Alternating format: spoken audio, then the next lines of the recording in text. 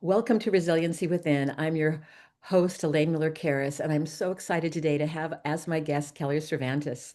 I'm going to say a little bit about Kelly before we start our discussion, but she is an award-winning writer, speaker, and advocate, best known for her blog Instones and her USA Today best-selling book Normal Broken, The Grief Companion for When It's Time to Heal, but You're Not Sure You Want to. She's been published in the Chicago Tribune, Cosmopolitan, Fortune, as well as featured by MSNBC, New York Times, and CNN. She sits on the boards of Cure Epilepsy and the Undiagnosed Diseases Network Foundation and hosts Cure Epilepsy's podcast, Seizing Life. Born and raised in the Midwest, Kelly now resides in Maplewood, New Jersey with her family. Her latest book, The Luckiest, and we're going to talk a little bit about this book today, a memoir of love, loss, motherhood, and the pursuit of self, was published in November by Ben Bella Books. And I hope you all go out and buy her book at the end of our discussion today. But I want to say a little bit more. After moving from conservative Midwestern suburb to New York City, that was probably quite an experience, Kelly, to pursue an Yeah. acting career. Kelly never imagined what life had in store for her or how much she would fundamentally change along the way. So, in her book, The Luckiest, she's going to share some of those experiences. And I'm just going to, I think that's enough because I think the best thing is to hear from her. And as we get started today, Kelly, what's on your mind as we get started today? Ooh, there's so much been on my mind. I actually just had a really, really lovely conversation with a dear friend of mine this morning, and we were sort of talking about the new year. And I've sort of made this revelation on this phone call that I am actively trying to leave disappointment that occurred last year in last year and not carry that forward with me. And I am trying to start this year fresh with more hope, with new goals, um, and maybe slightly lower expectations. Well, I can say that I think 2025 was one of the most difficult years I've seen in a very long time. So I think we're both on the same page. Oh, good. It's 2026. Yeah. You're my first actually live show of the year. So Ah, I welcome that. So maybe this is a really good way to start to think about how are we going to make this year different? And what do yeah. we need to maybe, there might be some things I want to pull in from 2025, but not everything. And Yeah. and have that kind of renewed hope. And I think and I think from talking to you before the show started, it sounds like you're a person that has had renewed hope. Would that be true? That would be wildly true. I call them asteroids, and um, I learned the hard way that the asteroids that they like land in front of your feet and they completely change the look of your life, the terrain, everything. You have to learn how to navigate your life all over again. And I used to think that like we all got this one asteroid in our lives and that was like our big thing and we got through that and um I, I wasn't too far into my 30s when I realized that those asteroids are not fairly rationed. And how lucky am I that I made it to my 30s before learning that lesson. Um, but yeah, no, they are not. And you have to learn how to navigate a life that doesn't look like the one that you had the day before. And it's really freaking hard. It is hard. It's interesting as you say that because I shared with you before. I'm in the Palisades right now, and what you just said, I think, is exactly true. Because a year ago we had the terrible fires in Los Angeles, and a year and one day ago everything was normal, and then all of a sudden things change, and you have to reconstitute how you go forward. I love the way that you use the word asteroid because that's like it does. An asteroid hits your life, and all of a sudden the course that you thought you were going to have has changed. Now, I want to ask you, also a little bit about, I know the beginning of your book, you share a story of how you met and fell in love with your husband, Miguel. Yeah. And maybe you can give us, I love how you actually put it, the Cliff Note version of how you came together, because of course he's a huge part of your life experience. Yeah, no, Miguel and I, yeah, so we moved to New York City around the same time, although this was his second turn around in New York. He had gone directly after he graduated from college. 9/11 happened, and he ended up going back home to Texas, back to Boston, back to New York. We're both in New York together. And my roommate, who is a dear friend from high school in Nebraska, and he decided he's playing matchmaker, and he was like, "You two are this is the perfect match." And um, I met Miguel. Miguel and my roommate did a children's show together, and I met Miguel after the show. Miguel had been playing a 7-year-old child, and my roommate was his dog. And What an and I mean, interesting way to meet someone. Okay, you're 7, but you're really not. Okay. I meet him afterwards and he's like all sweaty. And I was like, no, this is not like you were just a 7-year old. This is what, and I like t turned him down flat. But my roommate was not deterred. He was still adamant that this match was going to work. And I was adamant I didn't want to date an actor. I didn't want to, I had this idea that this man needed to be significantly taller than me. And, um, and I needed them to have like a ton of drive and ambition and um, which Miguel does, but happenstance. I call him the most successful, least ambitious person that I have ever met, and I mean that in the most endearing way possible. He just Well, like, I love what you said. I was never gonna, never gonna be with an actor. yeah, The one kind of cardinal rule I've learned, never say never, because probably never, some of those never uh-huh, say never, right? never Because it say, yeah, probably won't no. happen. The most ridiculous, and my roommate, he was determined. He texted me. I was out to dinner with a friend and he said, SOS, you need to come home immediately. And I like rush home from this dinner and Miguel and my roommate are sitting on the couch watching a football game and Jeff just starts laughing. And we ended up going out dancing for a friend's birthday, and it turns out that Miguel is quite a good dancer, and the rest is history, I And so suppose. then the never became, well, maybe I'll rethink that never. Uh-huh. Yeah, I was a Yes. little bit in denial for a while. I called him my boyfriendish person. Um, but he is quite possibly the most charming and caring human I have ever had the joy of being around. And he made me laugh and he helped me not to take myself too seriously. I am have a tendency to like be so goal oriented and living in the future and kind of rigid, and that Miguel is 100% in the present, with very little concern for consequences and just somehow happens to choose the right wave at the right time and rides it to success. And so I will gladly hang on to his surfboard any day. Well, and so how long have you been together now? So we have been married for 17 years. Oh my Wow. gosh. Oh my goodness, that's a long time. I was like, wait a minute, is that right? Yes, no, we got Yes. married in 2009. We started dating. We've been dating for 20 years. Yeah, we started dating right around now. Like I think our first date was like January 8th. Well, today is January 8th. So, Oh my oh goodness. my So this goodness. is the So we're 20th anniversary celebrating. of We're celebration, your 20-year anniversary. We didn't know that when Oh we my started. goodness. Oh my gosh. Okay. Well, Miguel sounds lovely. I hope I get to meet him one day as well. But Yeah. then soon after, you just started you wanted to have a family. So can you tell us what happened next? Yeah, so we were both acting, and shocking. It turns out that when you want to start a family, having health insurance and like some sort of stable income is ideal, and a acting career does not deliver either of those. Miguel's career was going significantly better than mine was. He already had a couple Broadway shows under his belt. And so I bit the bullet and got like a big girl job working for Tom Colicchio's restaurant group. I was coordinating and selling events.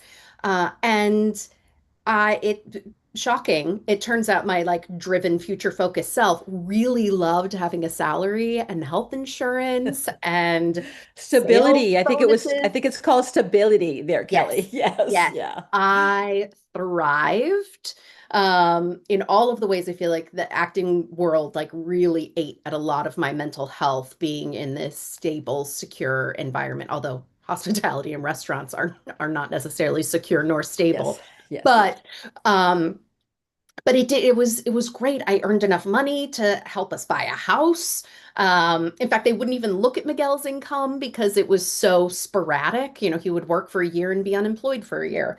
And um, and so I bought our house. Miguel called me his sugar mama. I was like, this is great. I was moving up. Um, we had our son Jackson, and I was like, we're good. Life is good. This is what it is supposed to be. And um, I got pregnant again. And at my 20-week ultrasound, we discovered that he had a fatal anomaly. Oh, I'm so And sorry. we had to make the gut-wrenching choice to terminate the pregnancy. And I thought that was my asteroid. I thought, this is it. This was horrible. Yes. And now that's behind me and I can move forward. I'm so sorry that you lost the baby. I mean, and those kinds of things, again, the asteroid, the unexpected nature of it, and the grief of it. Yeah. And so then you're going forward after that, I'm sure, Yeah. changed as the asteroids tend to change us. Completely changed. I think anyone who has experienced pregnancy or infant, like are, you never take a healthy pregnancy or a healthy baby for granted again. And I No. absolutely had with my son Jackson, and I just assumed that it was going to be fine. Um, and shortly after that, though, we were pregnant again, and our daughter Adelaide was born. And I was in a lot of denial because I thought that she had to be okay because the other baby wasn't, Elvis. He wasn't okay. We he died, so Adelaide had to be okay. Um, but there were all of these signs that she wasn't. She wasn't gaining weight. We ended up taking her to a neurologist. They diagnosed her with low tone. But still, I was like, she's going to be fine. She's not going to be an athlete, but we're going to get through this. I was determined. Tell me I can't do something, and you better believe that I'm going to do it. Well, and you sounded like you were being a very dedicated mom too. I'm taking you to appointments. You might not see what I see, but she's going to be fine. Yeah. And I think that when you come from the loss of Elvis, and thank you for sharing his name with us, Of is course. that it's unimaginable that anything can happen again because you've already had so much suffering. Yeah. And so then as you're going through this journey, then what was happening when maybe you were beginning to see that maybe there was something Yeah. happening with Adelaide? The wake up moment for me was when she had her first seizure. And shortly after that, she's diagnosed with epilepsy.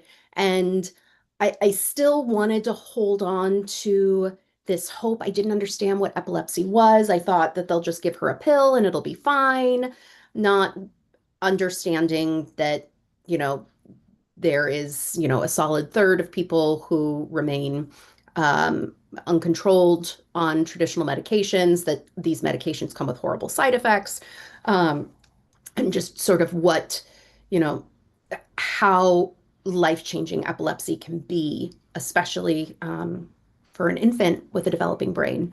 And it just so happened that the same week she was diagnosed with epilepsy was my last week working at the restaurant group I had been at. I was set to take over as the director of sales for another prominent restaurant group in the city. And I was so excited. This is like a huge step in my career. And I'm out to dinner with my friends, my coworkers, my last day. And Miguel calls me and he says, I got the job. He had been auditioning for the last 2 or 3 weeks for the role of Alexander Hamilton in the musical Hamilton. He had left Adelaide and I in the hospital to attend a callback. He had been, I mean, it was, um, had it been any other time, I would have been so invested in this audition process for him, but it felt like it was happening somewhere else. I couldn't even grasp what was actually happening or that he could get this role. I never thought about how much this could possibly change our lives. But he calls me and he's like, I'm going to be Alexander Hamilton for a month on Broadway, and then we're moving to Chicago, and I'm going to open the Chicago production as Alexander Hamilton. And I remember sitting, and this is a scene in the book. I'm sitting on the commuter train back home.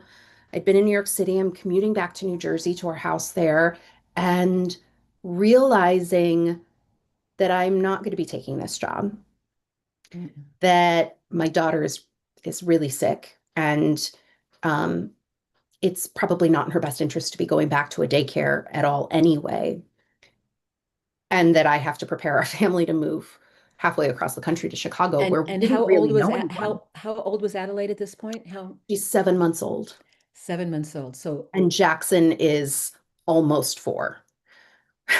so Kelly, when I'm hearing you, share this with us, here you get some of the best news in your family's life in Yeah, terms of getting the lead in Hamilton, the most one of the most incredible plays on Broadway in the last decade, I would say. I actually yeah. saw it on Broadway. It was amazing. And here your daughter has an illness that you're just learning about. You have Mhm. to leave a job that you really wanted to have and move Yeah, to Chicago. yeah. Talk about asteroids, my friend. Yeah, it was sort of just this beginning, like these highest of highs and lowest of lows all happening at the same time. Miguel would eventually, I heard him on an interview once, he called it holding onto a parachute in one hand and a rocket in the other. And you just feel like you're being pulled in these two wildly different directions. I was um, at the pharmacy, and I'm picking up the latest anti-seizure medication for Adelaide. She's failed one, we're on to another one, and I'm walking out, and I pass the magazine rack, and there's Miguel on the cover of Chicago Magazine with Lin-Manuel Miranda in black and white, and I'm like, what is this world? And then Adelaide is in the hospital because she has pneumonia, because we will eventually discover that Mm. she's not going to be able to eat orally anymore and she's going to need a G tube. And I, for the very first time ever, leave Adelaide in the hospital without another family member so that I can go watch Miguel throw out the first pitch at a Chicago Cubs baseball game. And I'm looking around this stadium and I'm like, no, like they see this family of three and Mm. they think that's our family, but there's this whole other Other person person. that's not there. He's like singing the national anthem at a Chicago Bears Monday night football game, and I'm texting with our babysitter, who has to be a nurse, about how many seizures Adelaide had since we left. And so it was just this like literal rockets and parachutes, just like at the exact same time. Um, and we navigated life like that for about three Well, and a I'm half just one years. the dichotomies of your Yeah, life. I mean, and also to be present at that game, for example, and the honor of being able to sing the national anthem on national television, and then to say, but is she okay? right. And people not knowing in the world the other part of your what's going on with your life. Yeah. So I would think that being so public is another aspect that I don't think people understand, that when you are in a public family, when there is the suffering that's going behind the curtains, how difficult that is to sometimes maneuver. I think that's what drove our family into advocacy and why we felt so strongly about fundraising for Cure Epilepsy, which is the largest non-governmental funder of epilepsy research in the world. Because it is so bizarre to walk through the world and to have people see the success and to see, they look at our family and, oh my goodness, how lucky he's Hamilton, and we are. Oh my goodness, that show is like winning the lottery because it's stable, it's secure, it's all of, the steady paycheck, all of these things that you crave and you hope for as a career as an artist. And but I there aside from actually wanting to do good in the world, there is this incredible desire to be like, but I need you to know this other side of our life that is also happening. I need you to understand this. Well, do you think also that it gave you a platform that people listened to you in a different way Yeah. because you were very public people?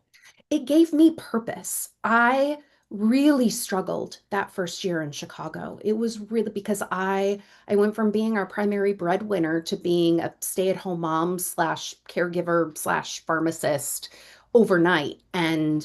Um, and I had a lot of my identity was tied up in my career. I never wanted to be a stay-at-home mom. I have all the respect for stay-at-home mothers, having been one now for many years, but it wasn't something I sought personally. And it was that was I felt like I had failed in some way or that I had been cheated somehow. And what I understand now is that I was grieving. You Yeah, you know, were we grieving. don't just grieve people, we grieve pieces of our life. And I Yeah. was grieving this change. And it took me about a year to like really own and accept and stop resisting this change. Hmm. And when I came out on the other side of that year, I was like, all right, there's very little in my life that I can control. My schedule is dictated by Miguel and by Adelaide's health and Jackson's extracurricular activities. I can't control Adelaide's health, but I can make sure she has the very best medical team. I cannot ensure that there is going to be a medicine or a cure to help her, but I can fundraise for an organization that is doing that work. And so I found the pieces in my life where I could affect change, where I could, and that gave me purpose. That gave me um, a new way to look at my life I mean, those years will probably, while they were the most challenge, hopefully, the most Yes. challenging of my life, Yes. um, by far the most fulfilling.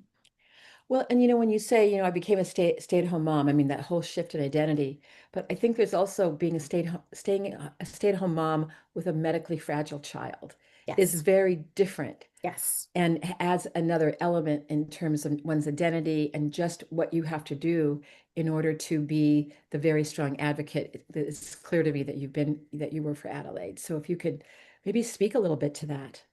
Yeah, medical caregiving is,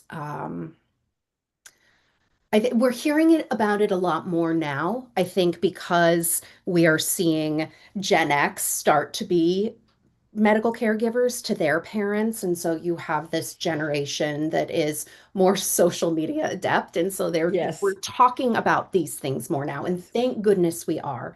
But I do still feel like there is a bit of a void when we are talking about medical caregiving for our child, because there is this expectation that as your child, of course, you're going to take care of them. Uh, but it is still exhausting. Caregiving for a medically complex child is not the same as parenting. They are two wildly different things. Exactly. And I didn't even realize until we fought tooth and nail. I had to get help from outside social workers at the hospital in order to get home nursing. Um, Even as complex as Adelaide's care was, and it wasn't until we had that nurse in our home when I wasn't solely responsible for all of her medical care Yeah. that I realized I hadn't been her mother in Mm. years, because everything I was doing was about keeping her alive. It wasn't about reading her a story. It wasn't about, I would sing to her while she had seizures, but I wasn't, singing or when she's getting an IV placed at the hospital. It wasn't like we were going to mommy and me classes and playing Yeah. instruments and singing. It was such a wildly different role to have in someone's life. And I'm just eternally grateful to our home nurses and eventually to our hospice team, because they gave me the space and the time. We didn't have round the clock help. So, Yeah. I'm still her primary caregiver and the medical caregiver, but there were, 30 to 40 hours a week where I could still be her mom. And Yeah. that was such a gift. So That you was could such a read to gift. her and you could sing to Yes. her and Yes. and And learn to about her Jackson too. and to your There were son. Yes. so many times where I would be reading him trying to put him to bed, because at night it's just me. Miguel's at the theater and I am putting Jackson to bed, and we hear Adelaide's alarm going off because her oxygen has dipped too low. And I'm like, okay, buddy, I'll be right back. But, maybe I come back in time, maybe I don't, maybe he's already asleep. And so having someone there meant that I got to be his mom too. Well, and I think that's a question that I have for you that, people may be listening to this podcast today, and maybe someone's just starting the journey with a medically complex child. Um, the lessons that you learned, like if you would want to say one or two things to them, what would you want to say to someone that was just starting out on the journey based on your lived experience? Um, Ask for help, build a community.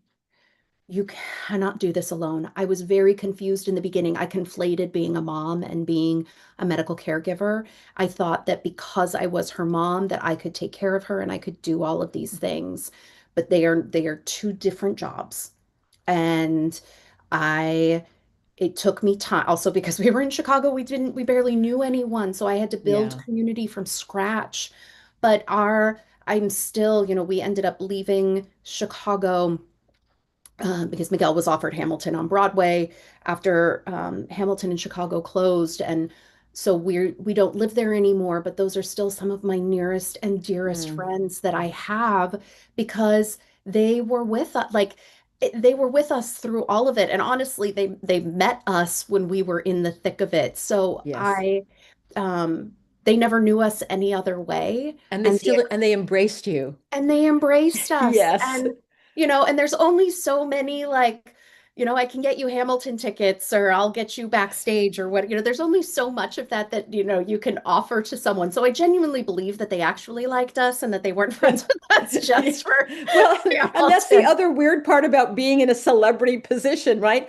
Are you really liking us? Are you Yeah, with us because, yes, but isn't that yeah. you But you were able to discern that there was a very definite authenticity in the people that you were we were reaching out not to easy you. people to be friends with. I'm Yeah. like, okay, if you're sticking around, you mean it.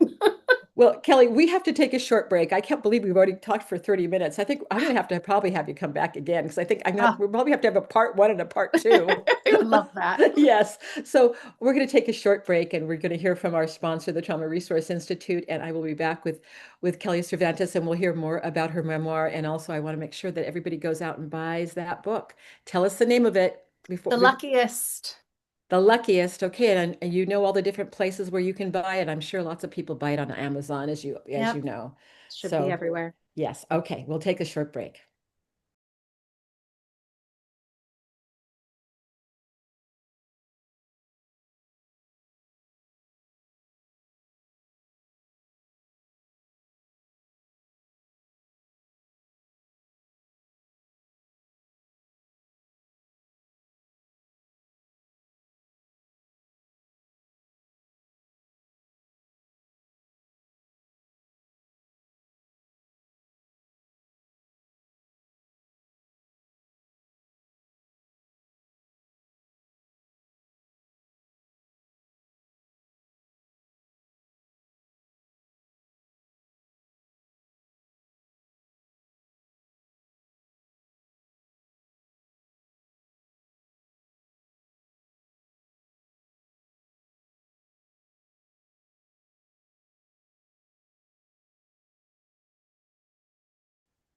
Welcome back. I'm Elaine Miller-Karras with Resiliency Within, and I am having a wonderful conversation with Kelly Cervantes about her new book, The Luckiest, and the memoir and the journey of her life. So we are going to continue this conversation. So Kelly, as we left for break, we were talking about advice to parents and the Yeah. wonderful people, the community that you developed. So you said that the other thing that has happened for you is you joined different organizations because you haven't stopped being an advocate. And so I'd like to hear more about that. But before we do that, I'm wondering if you can tell us about the rest of the journey with Adelaide in terms of what happened. Yeah. So we were never able to get control of her seizures. Additional symptoms kept popping up, some more severe than others. Mast cell activation was a huge issue. She would have these horrible reactions and stop breathing.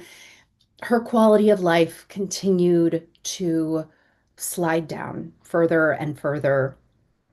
Um, then in the spring of 2019, after um, relatively close in time MRIs of her brain, the doctors sat us down and informed us that so she was undiagnosed for the duration of her life. We never knew what was causing all of these variety of symptoms. Epilepsy in itself is a symptom. Um, we never knew what was causing all of it. And it's very difficult to treat something when you don't know the cause. Yes, of course. Um, the doctors were able to determine, though, by looking at her MRIs, that whatever was causing her problems, that it was neurodegenerative. Um, and there is nothing they can do for something that So is can you neurodegenerative. tell the people may not understand what neurodegenerative means? Can you, Yeah. what does that mean? So that means that her brain was actually losing volume. Any skills that she had, she was were being lost, and at this point, there was no hope that she would be able to regain them. She was non-mobile and non-verbal for the duration of her life, but by no means think that she could not communicate with us. If her brother squeezed her too hard, she had no problem swatting at him and, every once in a while making contact. She would her nurse one day was playing music and she had on like traditional baby music, Baby Shark, whatever. And Adelaide was screaming and kicking. And she switches it to Frank Sinatra, and Adelaide calmed and she opened her eyes. So you She just, loves Frank Sinatra. she I loves love Frank that. Sinatra. Oh my gosh. Uh, Oh, that says something about her nature. Good taste doesn't in it that though? young. Yes, yes, good Um, taste. So she still communicated with us, but it wasn't traditional communication. Um, her, motor skills, when she was younger, before the seizures got like when she was like under a year old, she was able to like pick things up and bring them to her mouth. And but over time she lost all of those Mm. skills. She lost the ability to take anything orally. At some point she was still taking solids by mouth, and um, basically she was losing any um, any motor skills that she had. She was sleeping most of the time. We could tell that just any stimulus was really difficult for her brain to process. Mm. Yeah. Her eyes were closed most of the time, and also at some point, she started to be in a lot of pain. So Um, is that when you made the decision to go into hospice? So how yes, did that all come? But I know there was something else that if you want to say more about it, that there was a revelation that you had when you took her to see I don't know if I can say the word, epileptologist. Did I yes, say that correctly? Yes. So was that connected to the understanding of what was happening to her brain? yeah. I mean, good gracious, our epileptologist in Chicago, he was phenomenal and amazing. And um, he didn't just treat her brain, he treated all of her and he treated our family. He saw that epilepsy didn't just affect a brain, it affects the child, it affects the family. And so we Mhm. were all included in that. He worked hand in hand with her allergist. I feel so fortunate that we were able to find that team. And then when we eventually transitioned her to hospice, it was actually our home nurse who had to sit me down twice and Mhm. on two separate occasions and tell me that it was time. And I didn't listen to her the first time because I couldn't imagine life. I Yeah. figured that, they told us that it was Mhm. neurodegenerative. They told us she was dying, but I still thought that we had like a year or so with her. And um, I thank you to our nurse who's brave enough to have that conversation with me, not just once, but twice. Um, and we transitioned to It's hospice, and it was the best decision that we could have made because it just added more support to our yeah. house, to our family. We were able to get better pain management for Adelaide. I got to be Adelaide's mother more of the time. We got additional supports for talking to Jackson about what was going on. Yeah. I, my, I've a handful of regrets in my life. One of them is that we didn't bring hospice in sooner. Sooner. Now, how old was Jackson at the time that hospice was brought in? He was still He was pretty, 7. he was 7. Okay. Yeah. Yeah. So he was old enough to understand-ish what was going. I mean, he didn't remember life without his sister, and he didn't remember life without a sick sister. Yeah. Um, but it was, but it's still explaining death, and the death of a child to a child was Right. so I'm incredibly grateful that we had the support of social workers, both to help Miguel and I have the right words to explain it to him, but Yeah. also to provide him with the support to talk about it away from us, because Jackson. is a protector by nature. He Yeah. grew up I'm wanting sure to he protect his they learn how to sister, protect their mamas too, don't and they they? want to protect their Yes. parents. He never, Yes, they so, do. that So is was, there any like advice, again, the same a similar question that I asked earlier, that if you have a child, an older child that is living with a child that is medically fragile, mhm. complex, are there some words of wisdom that you have to, like when you say, "Oh, I wish I would have done ABC." Yeah. We, um, I think that every single, um, sibling is going to respond differently. And I made assumptions about Jackson that, like, what was best for him. So if Adelaide was in the hospital, Miguel is at the theater, I would have a babysitter or a friend come and stay at the house with Jackson until Miguel could get home. And they would put him to bed.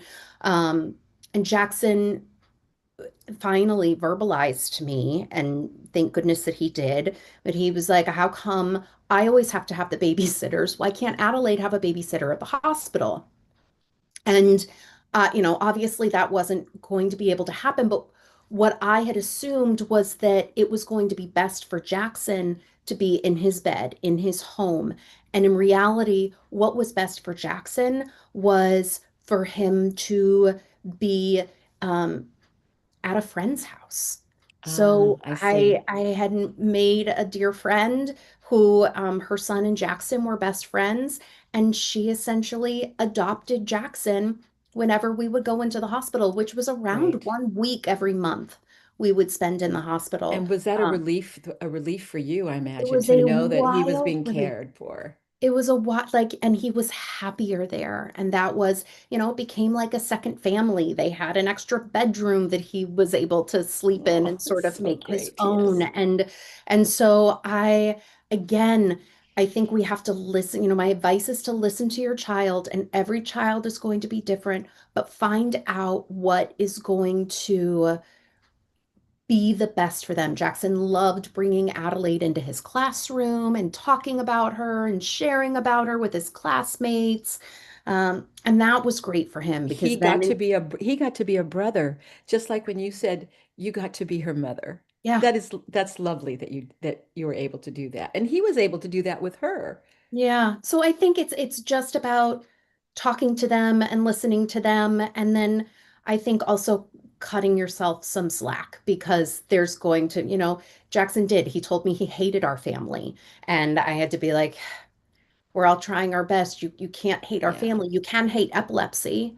You Hmm. can you can hate this illness, but try not to hate our family. So it doesn't mean that it was all perfect and easy.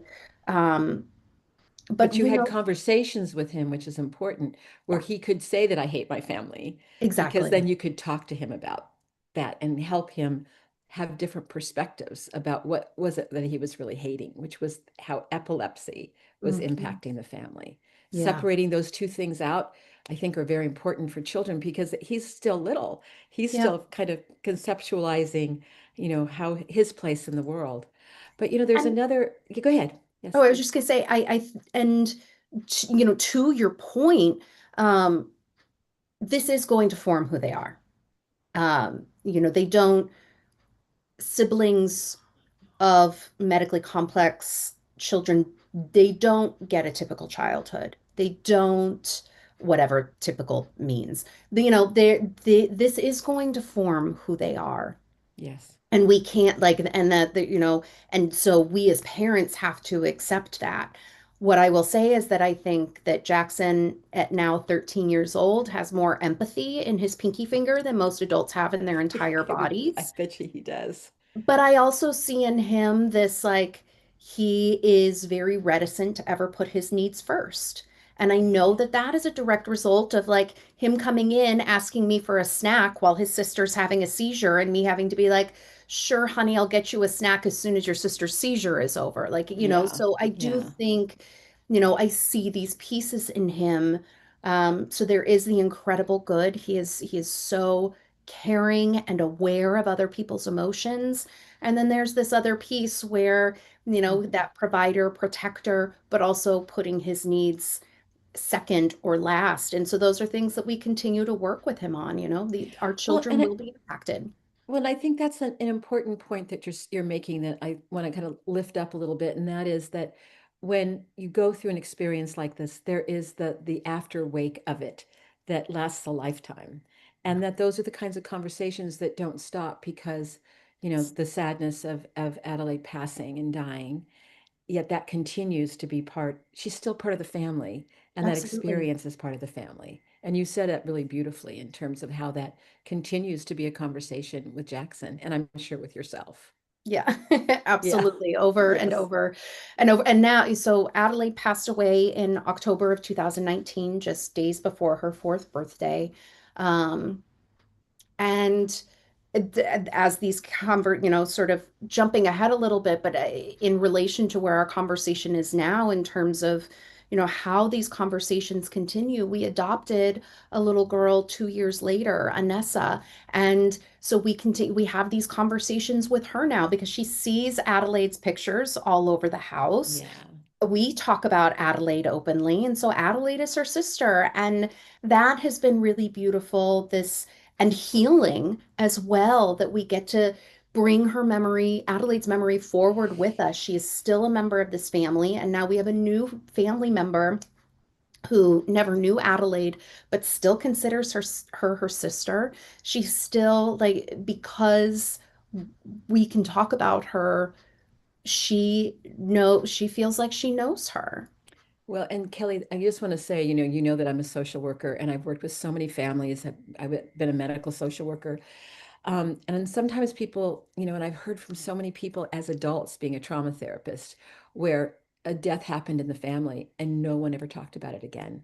Like the person's memory, everything, pictures were taken away, and that leaves such a scar that that can be one of the most difficult things for people to ever get through. We heard with, um, Prince Harry that when his mother died, they never talked about his mom with his father, right? That was like how can that be when such a big loss happens? So I think that people who are listening that may think, oh, if I bring that person up, it's going to cause more suffering. What would you say to Never. that? I I know what I would say say to that. So what would you I say am to thinking about her all that? the time Yes. anyway, and there is Yeah. nothing you can say or do that is going to upset me. And maybe I actually think one of the best things you can say if you learn that someone has experienced a loss is to ask what their name was, to ask about Yes. something about them, because you know what? That person wants their memory to live on. They want to talk about them. But sometimes it's really hard because our society doesn't like to talk The, about grief. no. We avoid those subjects. And so I know there were so many times where I would want to talk about Adelaide. I would want to share her, but I would feel uncomfortable or guilty doing so, not because it upset me, but because I was afraid of upsetting the other person. Right. My son Jackson, he articulated this so wonderfully. He wasn't talking about this specifically, but it was the pandemic. Anessa wasn't with us yet. Adelaide had been gone now for maybe a year and a half or so. We have gone through just about everything there is to watch on Netflix. And I think and we I'm all were like, doing that, right? and I, Yes. I'm like, okay, how about this Godzilla movie? Like A plus parenting. I think Jackson's probably like 8.5 at this point. And and he's like, no, I don't want to watch that. It's too scary. I was like, but Jackson, the monsters aren't real. And he's like, it's not the monsters that are scary, Mom. It's the people's reactions to the monster. Oh, he knew it already at the age of what, 8 Eight and at a that half, time? maybe Oh my 8. gosh. And I was like, oh my gosh, that's what it is. That's The what I'm feeling in wisdom. my grief, is Yeah. that I'm not, if society views my dead daughter as this Godzilla creature and they're terrified and they run away, and all I want to do is talk about her and to make her human and to carry her forward. So that is always my first advice.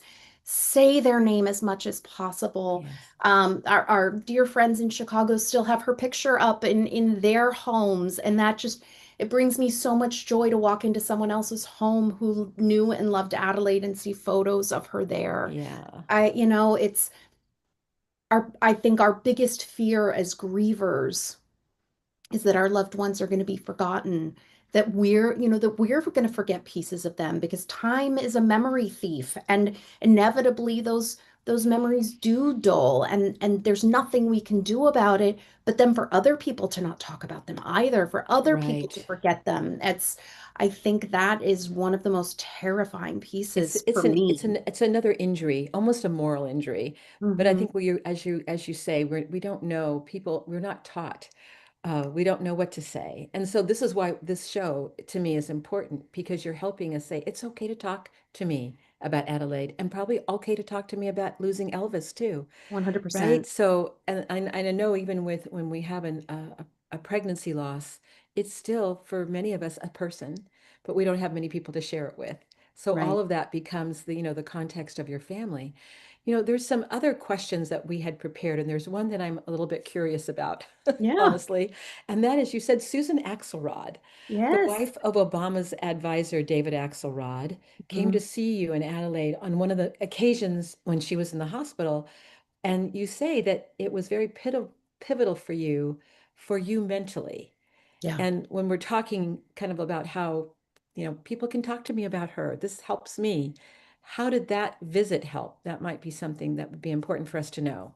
Meeting Susan Axelrod was life-changing for me on so many different levels, and she would absolutely hate that I talk about her like this because she is one of the most humble people I have ever met. And Oh, that's nice to know. I told her that she was being included in the book, and I was like, "Will you please, please just read the sections that you're in?" And she's like, "It makes me so uncomfortable," and that's just who Oh she gosh. is. Oh But gosh, she's yet she lovely. has done so much good. She comes and she visits us in the hospital, and her daughter was diagnosed with epilepsy as an infant as well, and her daughter is my age, but functions at a significantly lower developmental age, probably around a preteen or early teen, and um, but is a wild and vibrant human being. I absolutely adore Lauren.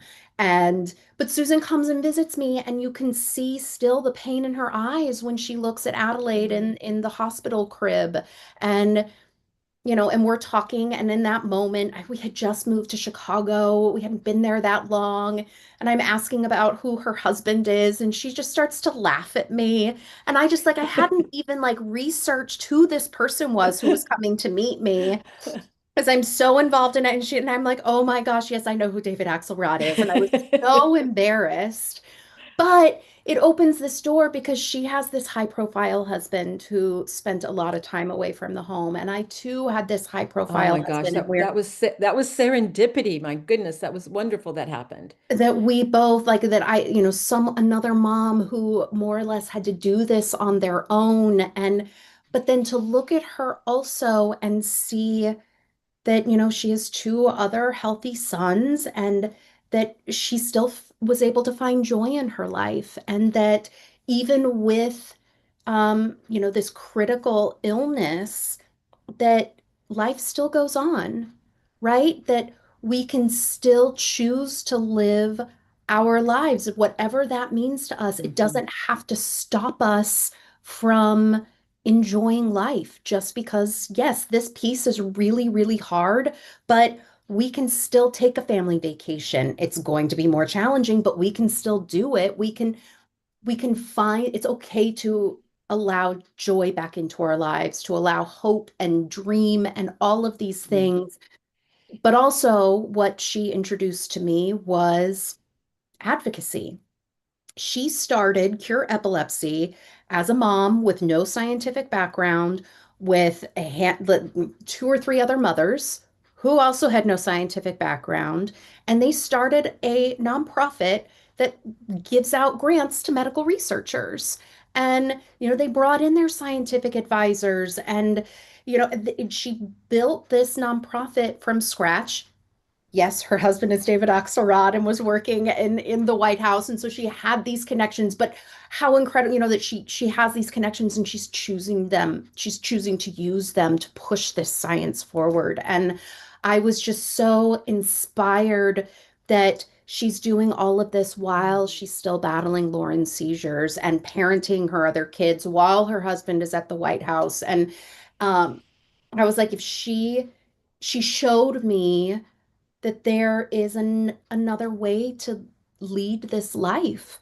And I don't think I would have come out of that early grief over my identity loss as quickly as I did if I hadn't met her and seen that joy and purpose were still possible even with a medically complex child.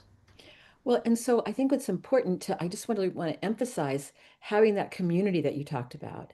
It may not be someone, for example, that is connected to a famous husband, but you find that community through different kinds of groups that may have evolved, nonprofits, communities that get together who know what the journey's like. But I'm really going to encourage people to seek out others to talk to. So if for example, if your child was just diagnosed with epilepsy, what do you think is the best group to reach out to get support so that you can have um, a journey that is being influenced by people who've walked the walk before? Yeah, I think there's so many Facebook groups that people can reach out to, and I think that they are a nice place to start, but they can become challenging and a little toxic after a while.